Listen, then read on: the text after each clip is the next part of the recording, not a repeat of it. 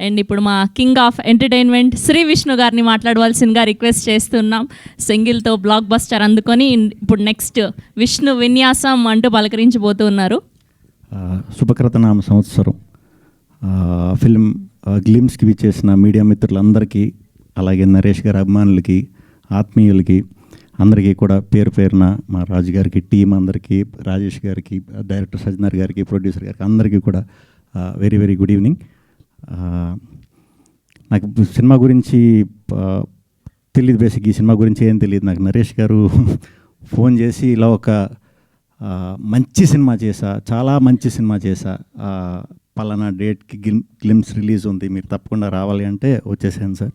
ఎందుకంటే ఆయన రోజు రోజుకి ఆయన చేస్తున్న పాత్రలను చూస్తుంటే చాలా అద్భుతంగా చేస్తున్నారు.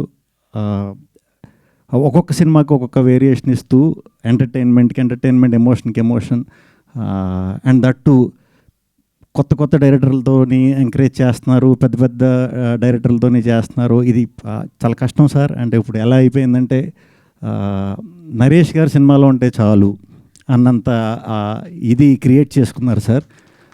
Very happy.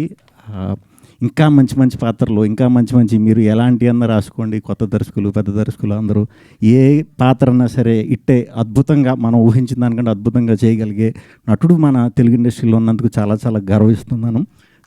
ఇంకా మంచి పాత్రలు చేయాలి సార్. మేము సామజ చేసినప్పుడు మేము ముందు 2-3 సినిమాలు చేసాం, కానీ సామజ చాలా మంచి పేరు తెచ్చింది, నాకు చాలా మంచి పేరు తెచ్చింది. At the same time Naresh గారికి ఇంకా చాలా మంచి పేరు తెచ్చింది.